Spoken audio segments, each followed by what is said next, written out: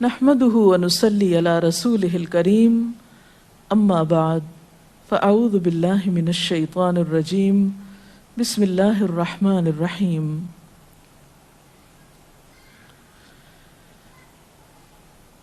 ایک پاکیزہ معاشرہ اسی وقت وجود میں آ سکتا ہے جب خاندانی نظام مضبوط ہو، اور خاندانی نظام کی مضبوطی کا انحصار شوہر اور بیوی کے باہمی تعلقات پر ہوتا ہے۔ دونوں کے درمیان جب تک باہم موافقت نہ ہو، دونوں ایک دوسرے کے حقوق کا خیال نہ رکھیں، اس وقت تک خاندان کے اندر خوشی، راحت، سکون پیدا نہیں ہو سکتا۔ تو آئیے ہم دیکھتے ہیں کہ اسلام شوہر اور بیوی کو ایک دوسرے کے حقوق کی ادائیگی کے لیے کیا حکم دیتا ہے۔ سب سے پہلے شوہر کی ذمہ داریوں پہ بات کریں گے اور عورت کے حقوق پر۔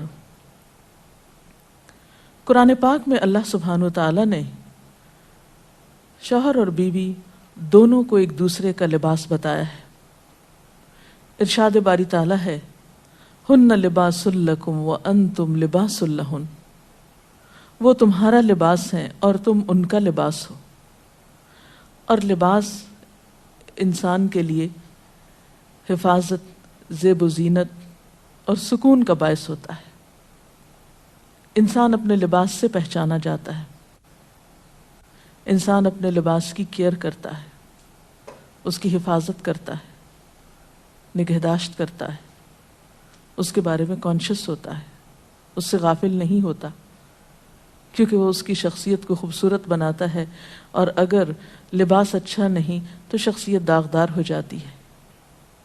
تو جس طرح لباس اور جسم کا باہم تعلق ہے، ایک مضبوط تعلق، قریبی تعلق، اسی طرح شوہر اور بیوی کا بھی باہم ایک مضبوط قریبی تعلق ہوتا ہے۔ اس لیے دونوں جب تک ایک دوسرے کے حقوق ادا نہ کریں، دونوں ایک دوسرے کا خیال نہ رکھیں، تو کوئی بھی خوشگوار خاندان جنم نہیں لے سکتا۔ تو آئیے دیکھتے ہیں کہ اس سلسلے میں اسلام کی تعلیمات کیا ہیں۔ سب سے پہلے شوہر کو یہ تلقین کی گئی کہ وہ بیوی کے ساتھ اچھا سلوک کرے۔ قرآن پاک میں اللہ تعالیٰ فرماتے ہیں، وَعَاشِرُوهُنَّ بِالْمَعْرُوفِ، اور ان عورتوں کے ساتھ معروف طریقے سے، بھلے طریقے سے زندگی بسر کرو۔ حجۃ الوداع کے موقع پر نبی صلی اللہ علیہ وسلم نے مردوں کو تلقین کرتے ہوئے فرمایا، لوگو سنو، عورتوں کے ساتھ اچھے سلوک سے پیش آؤ، کیونکہ وہ تمہارے پاس قیدیوں کی طرح ہیں۔ تمہیں ان کے ساتھ سختی کرنے کا کوئی حق نہیں سوائے اس صورت کے جب ان کی طرف سے کھلی ہوئی نافرمانی سامنے آئے۔ اسی طرح آپ نے اپنے اس خطبے میں یہ بھی فرمایا کہ دیکھو سنو، تمہارے کچھ حقوق تمہاری بیویوں پر ہیں اور تمہاری بیویوں کے کچھ حقوق تم پر ہیں۔ تمہارا حق ان پر یہ ہے کہ وہ تمہارے بستروں کو ان لوگوں سے نہ روندوائیں جن کو تم ناپسند کرتے ہو، اور تمہارے گھروں میں ایسے لوگوں کو نہ آنے دیں جن کا آنا تمہیں ناگوار ہو، اور سنو، ان کا تم پر یہ حق ہے کہ تم انہیں اچھا کھلاؤ اور اچھا پہناؤ۔ اسی طرح اسلام شوہر کو یہ حکم بھی دیتا ہے کہ وہ بیوی کے ساتھ خوش گمان رہے۔ اور اگر دیکھا جائے تو انسانی گمان اور انسانی سوچ انسان کے عمل کی بنیاد بنتی ہے۔ آپ کسی کے ساتھ بھی اچھا سلوک اسی وقت کر سکتے ہیں جب آپ اس کے بارے میں حسن ظن رکھتے ہوں، اس کے بارے میں اچھی سوچ رکھتے ہوں، اس کے لیے برا نہ چاہتے ہوں۔ اسی لیے ہم دیکھتے ہیں کہ قرآن پاک میں اللہ سبحانہ وتعالیٰ تنقین فرماتے ہیں کہ فَإِن كَرِهْتُمُوهُنَّ فَعَسَىٰ أَن تَكْرَهُوا شَيْئًا وَيَجْعَلَ اللَّهُ فِيهِ خَيْرًا كَثِيرًا، کہ اگر وہ تمہیں کسی وجہ سے ناپسند بھی ہوں تو ہو سکتا ہے کہ ایک چیز تمہیں پسند نہ ہو، مگر اللہ تعالیٰ نے اسی میں تمہارے لیے بہت کچھ بھلائی بنا رکھی ہو۔ اس مفہوم کو آپ صلی اللہ علیہ وسلم نے ایک حدیث میں یوں بیان کیا ہے کہ کوئی مومن اپنی مومنہ بیوی سے نفرت نہ کرے، اگر بیوی کی کوئی عادت اس کو پسند نہیں تو ہو سکتا ہے کوئی دوسری خصلت اس کو پسند آ جائے۔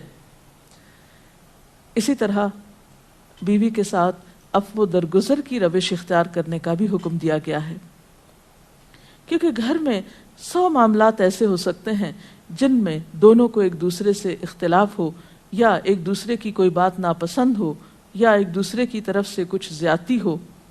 تو ایسی صورت میں جب تک معاف کرنے کی روش پر عمل نہ کیا جائے بہتری نہیں ہو سکتی، کیونکہ انسان تو خطا کا پتلا ہے، غلطی تو اس سے ہوگی۔ اس لیے قرآن پاک میں خاص طور پر اہل ایمان کو حکم ہے، یا ایھا الذین آمنوا ان من ازواجکم و اولادکم عدوا لکم، اے لوگو جو ایمان لائے ہو، تمہاری بعض بیویاں اور اولاد تمہارے دشمن ہو سکتے ہیں، فاحذروہم، ان سے محتاط رہو، وَإِن تَعْفُوا وَتَصْفَحُوا وَتَغْفِرُوا فَإِنَّ اللَّهَ غَفُورٌ رَحِيمٌ، پھر اگر تم معاف کر دو، بخش دو، عفو درگزر سے کام لو، تو بے شک اللہ تعالیٰ بھی غفور الرحیم ہے۔ معاف کرنے کے لیے یہاں پر 3 الفاظ ایک جگہ پر استعمال ہوئے ہیں، تعفو، تصفحو، تغفرو۔ اس سے آپ اندازہ لگا سکتے ہیں کہ کس قدر تاکید ہے معاف کرنے کی، اور ایک اچھا گھرانہ معاف کیے بغیر ایک دوسرے کو وجود میں آ ہی نہیں سکتا۔ نبی صلی اللہ علیہ وسلم نے خاص طور پر عورت کے ساتھ اچھے سلوک کی تلقین کرتے ہوئے فرمایا، عورتوں کے ساتھ اچھا سلوک کرو، عورت پسلی سے پیدا کی گئی ہے، اور پسلیوں میں سب سے زیادہ اوپر کا حصہ ٹیڑھا ہے، اس کو سیدھا کرو گے تو ٹوٹ جائے گی، چھوڑ دو گے تو ٹیڑھی رہے گی، بس عورتوں کے ساتھ اچھا سلوک کرو۔ بعض اوقات یہ سمجھا جاتا ہے کہ اس میں شاید عورتوں کی توہین کی گئی، نہیں، اس میں عورت کی فطرت کو بتایا گیا ہے کہ اس کے اندر ایک خاص طرح کے جذبات اللہ تعالیٰ نے پیدا کیے ہیں۔ مرد عموماً زیادہ عقل سے کام لیتے ہیں جبکہ عورت جذبات سے کام لیتی ہے، تو مرد اپنی سوچ کے مطابق عورت سے معاملہ نہ کرے، بلکہ عورت کی پوزیشن کو دیکھتے ہوئے، اس کے جذبات کو دیکھتے ہوئے اس سے معاملہ کرے اور حسن سلوک کرے، تو خاندانی زندگی زیادہ خوشگوار ہو سکتی ہے۔ پھر اسی طرح بیوی کے ساتھ خوش اخلاقی کا برتاؤ کرنے کا حکم دیا گیا۔ آپ صلی اللہ علیہ وسلم نے فرمایا، کامل ایمان والے مومن وہ ہیں جو اپنے اخلاق میں سب سے اچھے ہیں، اور تم میں سب سے اچھے لوگ وہ ہیں جو اپنی بیویوں کے حق میں سب سے اچھے ہیں۔ ہمارے ہاں تو اس شخص کو زن مرید کہا جاتا ہے جو بیوی کے ساتھ اچھا سلوک کرتا ہو، حالانکہ اللہ کے رسول صلی اللہ علیہ وسلم کے نزدیک سب سے اچھا مومن وہ ہے جو بیوی کے حق میں خوش اخلاقی برتتا ہے۔ یعنی کسی انسان کی خوش اخلاقی کا ثبوت اس سے نہیں دیا جائے گا کہ وہ اپنے گھر سے باہر کس کے ساتھ کیسا ہے، بلکہ یہ دیکھا جائے گا کہ وہ گھر کے اندر کیسا سلوک کر رہا ہے اپنے قریب ترین انسان کے ساتھ۔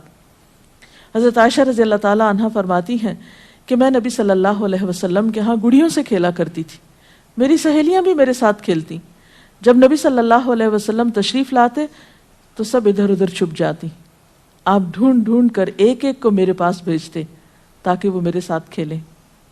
اس سے آپ اندازہ لگا سکتے ہیں کہ آپ صلی اللہ علیہ وسلم کا اپنے ازواج مطہرات کے ساتھ کیسا سلوک تھا، کیسا معاملہ تھا، اور وہ ان کے جذبات کا کس قدر خیال رکھتے تھے۔ اسی طرح شوہر کی ذمہ داریوں میں سے یہ ذمہ داری بھی ہے کہ وہ بیوی کو خوش دلی سے نان نفقہ دے، اس کی ضروریات پوری کرے۔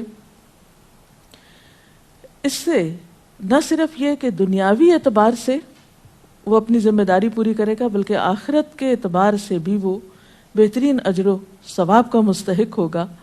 نبی صلی اللہ علیہ وسلم نے فرمایا، 1 دینار وہ ہے جو تم نے اللہ کی راہ میں خرچ کیا، ایک وہ ہے جو تم نے کسی غلام کو آزاد کرنے میں خرچ کیا، ایک وہ ہے جو تم نے کسی فقیر کو صدقے میں دیا، اور ایک وہ ہے جو تم نے اپنے گھر والوں کو صدقے میں دیا، یعنی اپنی بیوی کو کھلایا، اس کی ضروریات پوری کرنے پہ لگایا۔ ان میں سب سے زیادہ اجر و ثواب اس دینار کے خرچ کرنے کا ہے جو تم نے اپنے گھر والوں پہ خرچ کیا۔ وہ لقمہ جو شوہر اپنی بیوی کو کھلاتا ہے وہ شوہر کے حق میں صدقہ لکھا جاتا ہے، یعنی فریضے کی ادائیگی تو اپنی جگہ، لیکن اس کا خرچ کرنا اس کے لیے باعث ثواب ہے اس مد میں۔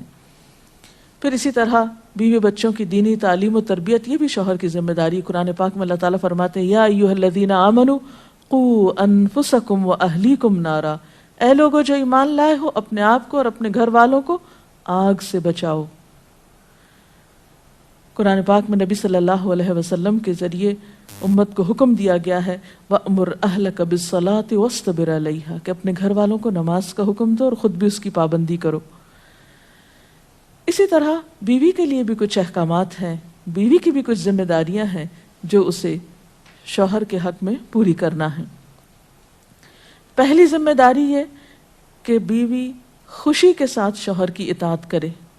قرآن پاک میں نیک عورتوں کی صفت یہ بتائی گئی ہے فَالصَّالِحَاتُ قَانِتَاتٌ، نیک عورتیں فرما بردار ہوتی ہیں، ایک طرف اللہ کی اطاعت گزار اور دوسری طرف شوہر کی اطاعت گزار. شوہر کی اطاعت کے بارے میں ایک حدیث میں آتا ہے آپ صلی اللہ علیہ وسلم نے فرمایا 2 قسم کے لوگ ایسے ہیں کہ جن کی نمازیں ان کے سروں سے اوپر نہیں جاتی. ایک وہ غلام جو اپنے آقا سے بھاگ جائے جب تک کہ واپس نہ آئے، اور دوسرے وہ بیوی جو اپنے شوہر کی نافرمانی کرے جب تک کہ نافرمانی سے باز نہ آ جائے.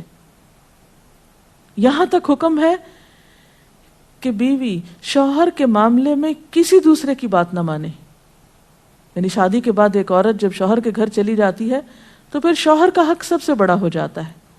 بعض اوقات ہمارے معاشرے میں ایک طرف شوہر کچھ کہتا ہے، دوسری طرف والدین کچھ کہتے ہیں، تیسری طرف کسی اور کا مشورہ کچھ ہوتا ہے، عورت بیچاری بیچ میں پس جاتی. ایسے موقع پر عورت کے لیے کیا لازم ہے، اس کی پرائرٹی کیا ہوگی کہ وہ اپنے شوہر کی بات مانے. عورت کی دوسری بڑی ذمہ داری اپنی آبرو اور عزت و عصمت کی حفاظت ہے. عورت کوئی ایسا کام نہ کرے جس سے اس کی عفت و عصمت پر کچھ حرف آئے. ازدواجی زندگی کی خوشی کا راز باہم ایک دوسرے پر اعتماد ہے. اگر کوئی بھی ایسا کام عورت کرتی ہے جس سے شوہر کے دل میں شک ہو جاتا ہے، اعتماد ختم ہو جاتا ہے، تو اس سے ازدواجی زندگی کی خوشیاں ختم ہو جاتی. یہ اعتماد بے حد ضروری ہے اور اس کے لیے اپنی عزت عصمت کی خصوصی حفاظت. نبی صلی اللہ علیہ وسلم نے فرمایا عورت جب 5 وقت کی نماز پڑھے، اپنی آبرو کی حفاظت کرے، اپنے شوہر کی فرما بردار رہے تو وہ جنت کے جس دروازے سے چاہے داخل ہو جائے. اسی لیے شوہر کی اجازت اور مرضی کے بغیر گھر سے بھی نہیں نکلنا چاہیے.